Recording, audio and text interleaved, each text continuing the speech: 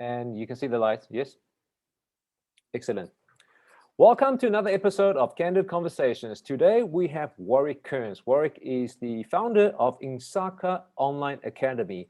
Warrick, thank you so much for joining us. Hey, thanks for having me, Charles. Appreciate your time and your interest in what we're doing here. Warrick, I've been watching you from afar, or listening you to from afar for a while now, and I joined one of your boot camps. And what I love about it is, for people out there, if you've never done a course with Insaka, definitely do it. You just have such a natural way of telling the story without using jargons. Is that something that you consciously practice, or is that just you being you? Oh, that's a cool opening question. And we've got so many free trainings on our website, and I do free training on social all the time. And people have asked me, like, I don't know, the question somebody asked me was, am I trying to dumb down the training? I think that was a very derogatory term. But in all honesty, like, that's the way I talk about it, because that's the way I've had to learn about it. Whenever I engage with somebody who's in a corporate world, like, the jargon that they use kind of makes me chuckle. And really, like, the way I learned about e-commerce and selling online was just by doing it myself, figuring it all out myself. And through that process, I guess I wasn't ever exposed to all the fancy words that people like to use in the corporate world. And now I guess people who are looking to learn e-commerce in turn, they do appreciate that I don't go heavily into jargon, and that I just keep it simple, because that's always been my approach, is just to focus on what works and focus on keeping it simple. Can I ask you, what are some of the jargons that you love, that corporates love to use? You don't have to mention companies. Give me some. Surprise me. I was on a chat with a fintech company earlier today, and they were talking about launching their beta program, and saying that they're just looking to hit it onto the fairway for now, and then they'll focus on the putting later. Oh, like, wow. These are great analogies that these guys throw out there. And I love it. It's not something that I've never been in the corporate world, always been an entrepreneur. They probably have a script writer coming up with all these jargons. Hey guys, use this one. Let's try and see if that sticks. But you know what? Before we get into Insaka, I want to go back to the genesis a little bit. And I believe you were 16 years old when you started your own business. It was a wooden light switch of some sort. Yeah, geez, when that was one of the first businesses that I got into, and I was making light switch covers just out of wood. And they looked really pretty, and I thought it was going to be a big seller because you could match your light switches to your kitchen cabinets or something. The minor detail that I forgot to actually research was a bit of a fire hazard. Apparently that's a big deal. So that was like business lesson number one, to do your research. How many did you sell? Actually did a few to the in Joburg. There's the Eagle Canyon Golf Estate, and when they were really at ground level of the estate, I was there selling wooden light switches at 16 years old. Yeah, to all the wives that were coming to think about decorating their future homes. And I'm not sure if anybody's house ever burned down, but I never asked. And I believe that wasn't the first one. You started 6 others in between. One of them was a tourism company. So I want to find out, what are we talking about? From 16-year-old until what? Varsity, or was this just in high school you started 6? Well, geez, no, that was through high school and university. Yeah, and more with like sideline projects, ideas that almost got traction but didn't really work out. And I think one of the important lessons I learned at that stage was to not try and do too many things at one stage. And my focus, or my idea back then, was to try multiple things at the same time to see which one was going to work. I see. And see what sticks. I see. Throw it at the wall and see what sticks. That's another corporate one. But what I've learned since then is rather to have an idea that you believe in, and then to go all in. Like, not to divide your attention and see which one might or might not work, because when you do that as your approach, you often find that none of them get the traction that they need to actually fully work. And you get stuck in this situation where you're hoping one's going to work. You keep dividing your time because none of them are really getting the traction. But it's a catch-22, because it's the fact that you aren't putting in your full attention that they aren't getting the traction in the first place. Yeah, so like kind of playing Russian roulette. Instead of going odd numbers, even numbers, you're betting on a specific number, and it is big. Yeah, and there's this constant debate, I suppose, with entrepreneurs internally, I guess, because some entrepreneurs or successful business owners, they would say to an entrepreneur to say, it's better to have multiple fire pokers in the fire, see which one's going to be the right one for you. Mm. But I think that is correct advice for somebody who has a team. Like now with my team, we can take on a new project and I can delegate that down and just manage the project from the top. But when an entrepreneur is starting out and you have limited time, you have limited resources, I really do believe that you need to take the sniper shot instead of the buckshot, the shotgun approach, and really target in on one idea, one project, one business, and then focus on that. And then once you've given it your full attention and your full focus, and maybe it works, maybe it doesn't work, then you can change. But to go half-heartedly on multiple projects when it's just a one-man team with limited time, limited resources, like that's not it's not the best way to get traction. I love that you use the shotgun approach and the sniper approach, because that's one of my favorite analogies. I was actually using that on a podcast about a week ago. So when you said that, I'm just smiling, because the fact that you agree with it, it's a good thing. Because sometimes, like I recently met up with a guy, and his whole idea is, I have as many meetings as I can. I'm like, but why do you do that? Because I get referrals. I said, that's a shotgun approach. Of course, by sheer numbers, you'll land something, but there's a better use of your time. Rather, pick it, go narrow, take your time, define your niche, make sure you really want to go for it, and then spend all your time and energy. Because that is essentially what you have learned from starting different businesses, right? Yeah, absolutely. And I think there's a time and a place for that kind of approach, to have as many meetings as you can. When it comes to sales, like especially if you're doing in-person sales, then if you know your numbers, if you know that you're going to get one sale for every 20 meetings, then have as many meetings as you can, because the 19 sale meetings that result in a no means that you are now close to the next yes. But when it comes to e-commerce, which is everything that we focus on, then luckily we can also use numbers, because you know that you've got your website conversion rate. So if I send 1,000 visitors to my site, I can be pretty sure how many of them are going to buy, especially when you start to get a track record.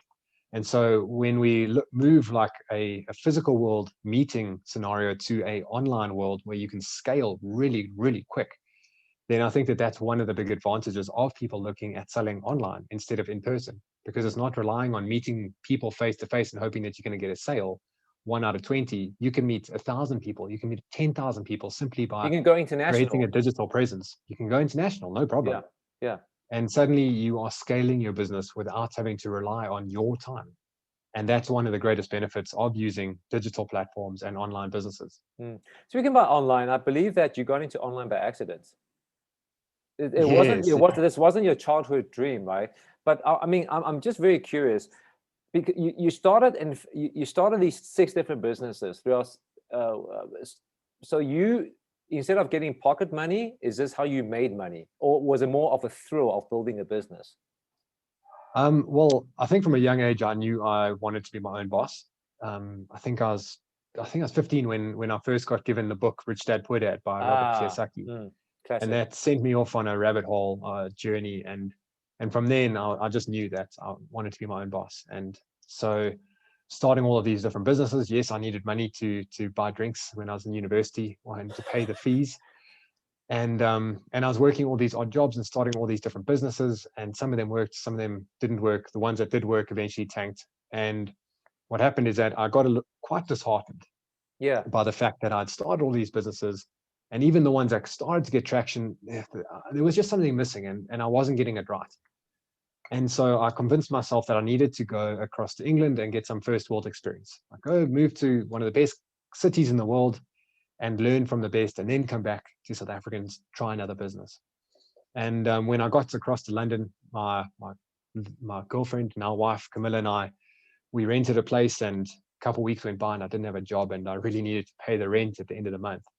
And the job interview, the first job interview that I got, and the only one that I actually needed to go to, happened to be with an e-commerce business. And in the interview, they asked me for my experience with e-commerce and computers. And to be completely honest, I just lied because I needed the job. Hey, did they know? Is this a confession now? Later, on day one, when they saw me typing with one finger. Oh, no. They knew. But they still took you. Yeah, luckily I'm a quick learner. And it was a small team when I joined. I was a second or third employee, and it was a really tight team. And that company just exploded over the next couple of years. And the explosion led to a business growth. We started new products, and we had a really good time. The company was making so much money. We were flying to Las Vegas, we were flying to Hong Kong, we were flying to ski trips in North America, and just having a fantastic time. And at the same time, we were making a real difference in the e-commerce market in Europe. And I guess my contribution helped quite a bit, because in 2009, I was given the HSBC award for being London's Outstanding Young Business Person of the Year, which was really cool. And that award, together with the experience that I was getting and seeing how the e-commerce market across Europe was just booming, well, all of that combined gave me the confidence to know that I could comfortably return back to South Africa with the experience and the knowledge, and that e-commerce was going to be the industry that I was going to focus on. And so I focused on that and started my own business.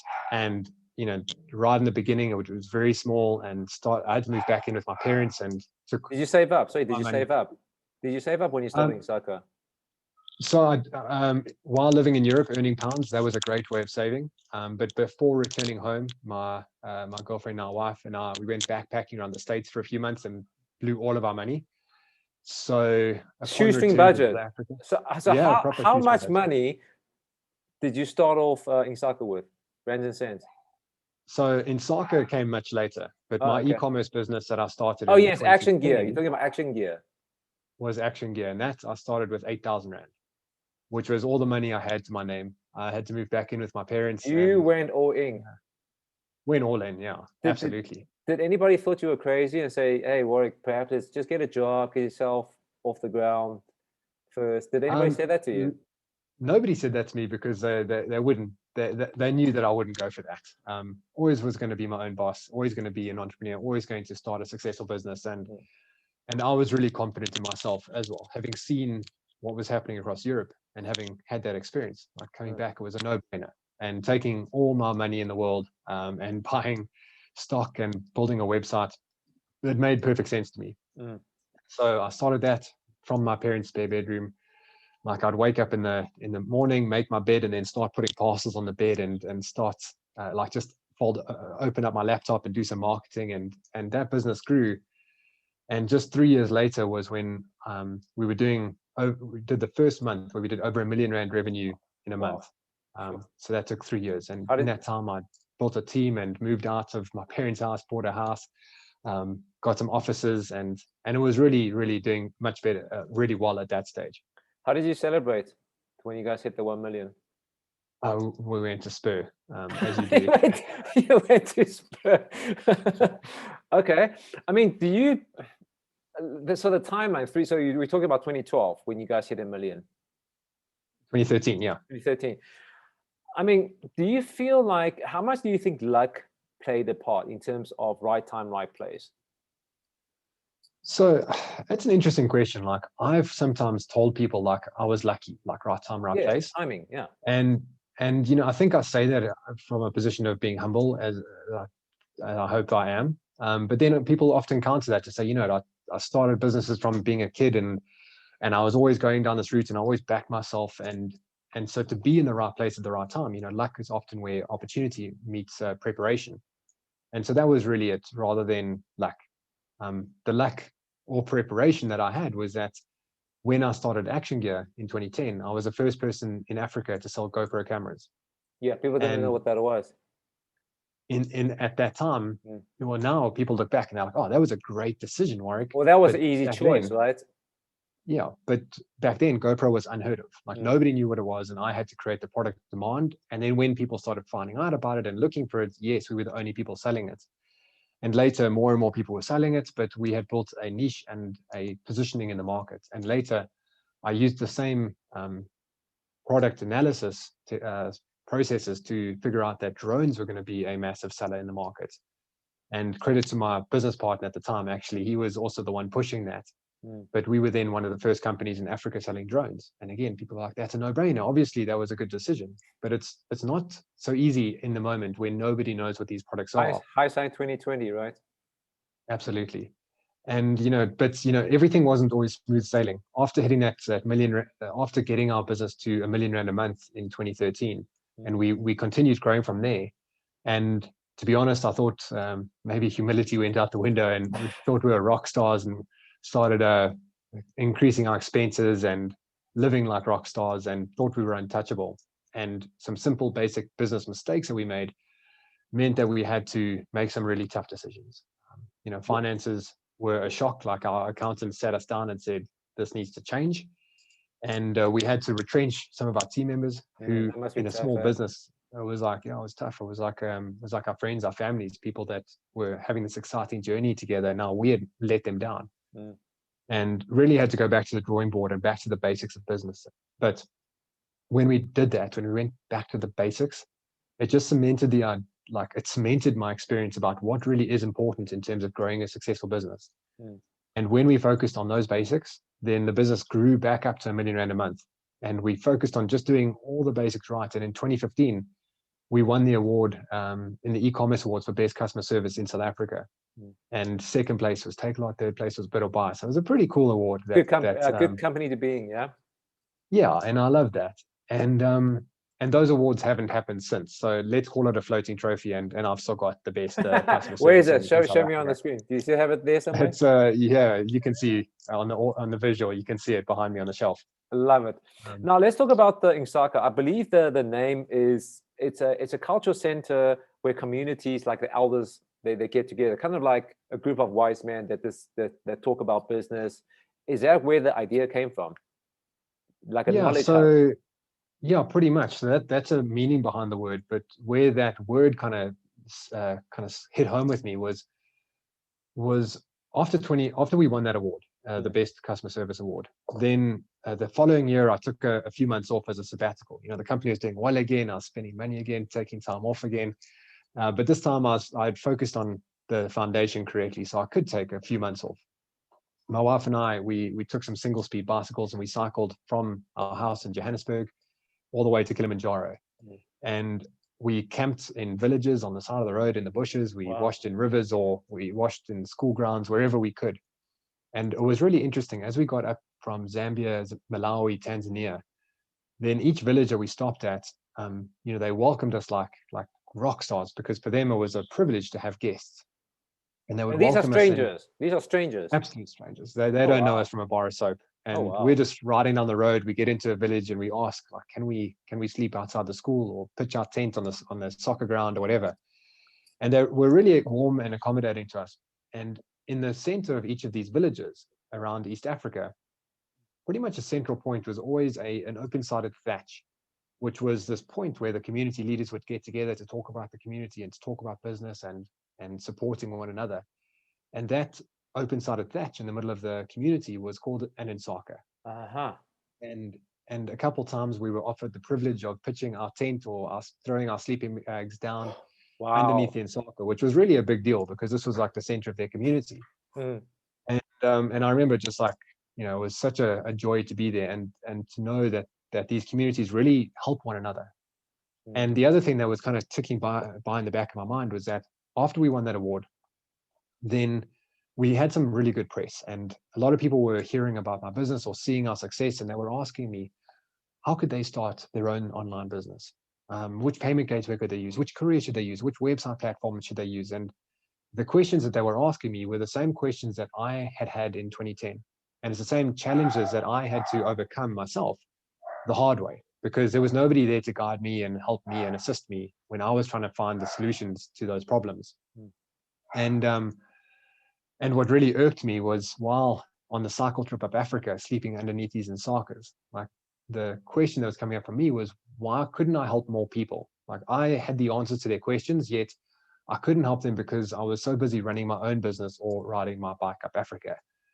And that's where the idea of the Insaka e-commerce academy came about, where I wanted to create a platform where we could kind of just put all the best training, all the best mentorship, the best community together in a platform where people can find each other, help each other, get access to training, because it's everything that I wish I had when I was starting out, but I was doing it all on my own from my parents' spare bedroom. And back then there was nobody in e-commerce, nobody I could ask if I could take them for coffee. Or heck, I knew nobody in e-commerce in South Africa.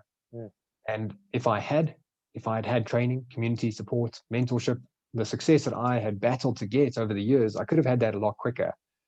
And so that's where the idea just came to me, that I wanted to create this academy where we can put all of those tools, put them in a scalable format where people can get them no matter where they are in the country, and really to help people to be able to do what I did, but in a shorter time frame. I see. And that's where the community and the academy came about. And today, actually, on my Instagram, I shared a screenshot of a conversation inside of our community. There's over 20,000 people in this free Facebook group. Yeah. And this thread that I shared was from one of our members, Natalie Delani. She's having a tough time. She launched a website a few weeks ago. She's been putting money into paid ads, and she's had no sales. And she put up this post that kind of broke my heart. Like, she was really disheartened, and she was saying, I can't continue. I'm not going to continue if I don't get any more sales. And there was over 100 people who came and commented, like comments of support, telling her to keep going, and a lot of critique and suggestions on how she could improve the site and what she could do better, or ways she could find her customers. And even somebody in the comments said, I love the shoes that she's selling, and they bought a pair.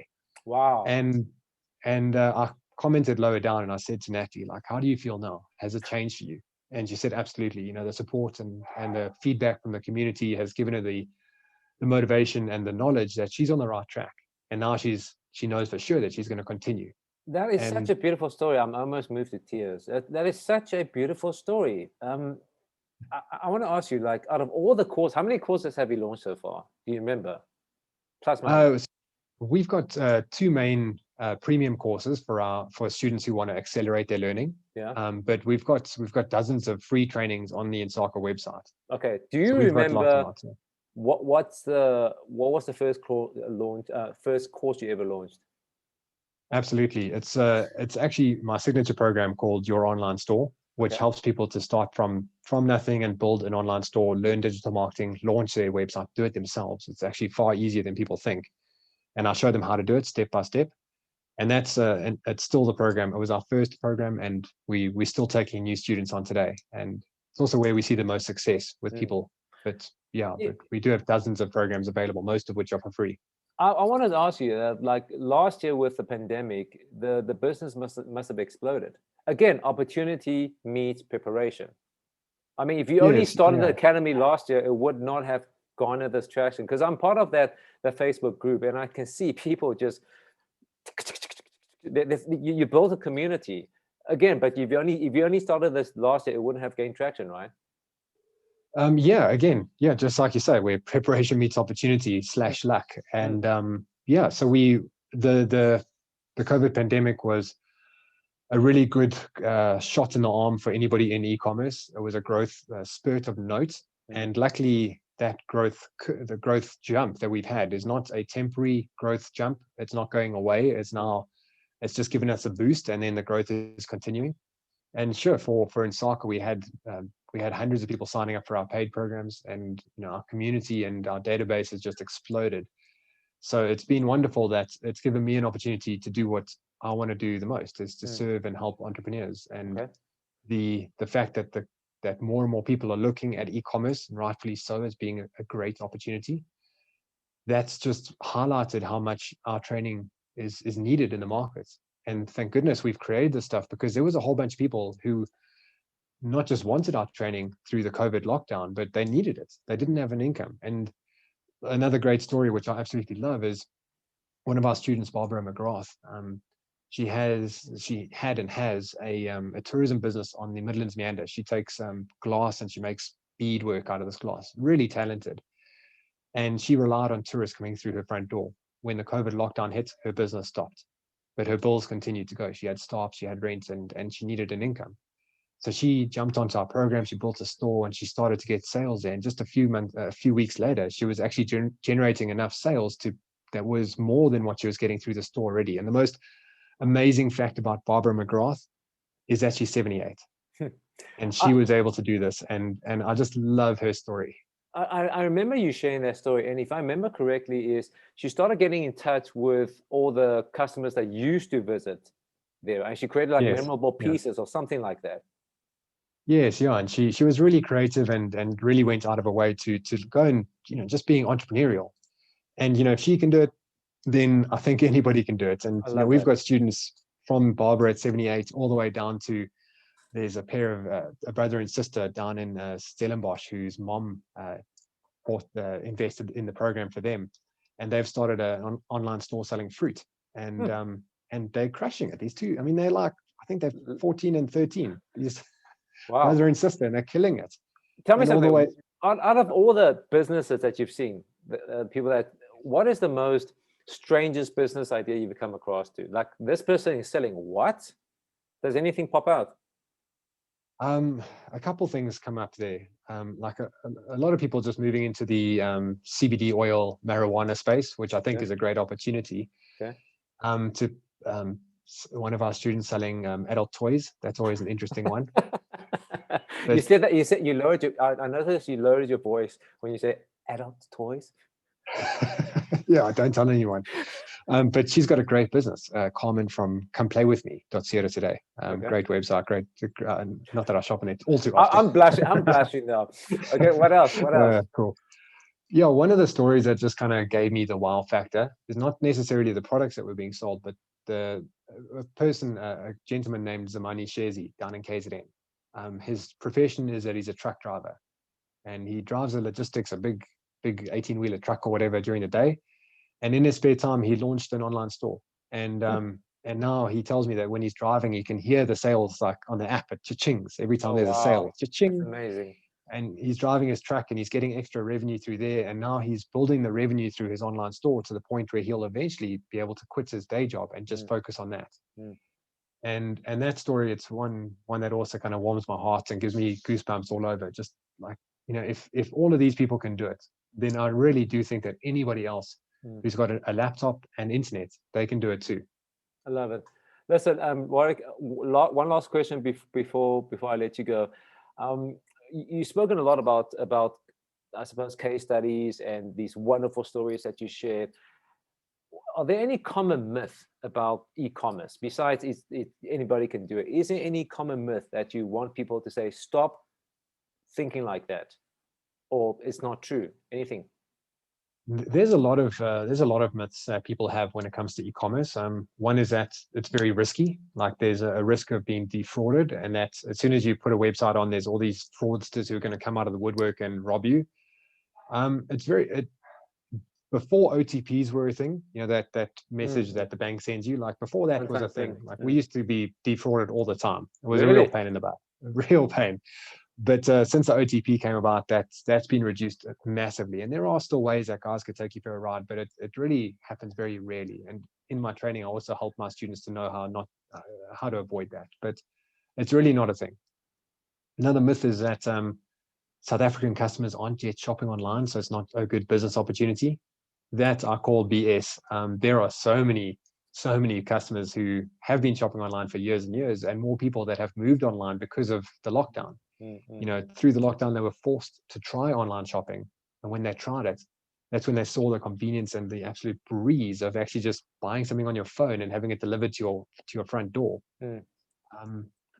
Another myth is that it's perhaps too late to get into e-commerce. I hear this a lot. Is people say, oh, man, I wish I'd got in when Warrick got in, or when the guys at Yuppie Chef started in 2006. Look, they just made $450 million, So the myth is that people think it's too late to get into e-commerce. But the reason that is absolutely not true is because the growth of the e-commerce market is continuing to expand and expand and expand. And if we look to the first world countries, Europe and America, their e-commerce as a percentage of total revenue, percentage of total retail sales in America, it's 19% is e-commerce. In South Africa, we're about 3.5%. Plenty of growth. And South Africa always follows the trends of those first countries. So we're still going to go to that level. We're still going to have that amount of growth. So there's going to be way more customers moving to online. There's going to be far more business being done online. And so there's certainly space for new competitors to come into the market. And I guarantee you, the Yuppie Chef of tomorrow is a business that hasn't even started. And so there's absolutely space for new people to come in. And also when a market is competitive, like sometimes people have an idea, or they look at a niche, and they see somebody else is selling it, geez, there's already a business doing what I'm doing. I couldn't do it now. But the fact that somebody else is doing it, the fact that somebody else is having a business, making sales to those customers that you want to sell to, that tells you for sure that your business would work. And the fact that there's competition is actually a good thing in this instance. Absolutely. So there's absolutely space in the market for new companies to come in, for new businesses to be started. And even if somebody's doing what you want to do, there's absolutely space in the market for you to be starting in that space also. Awesome. Warrick, thank you again for your time. This has been a pleasure of mine, big pleasure of mine. Absolutely. Well, thanks for the time and for introducing me to your followers. Love it. Love what you do. Thank you.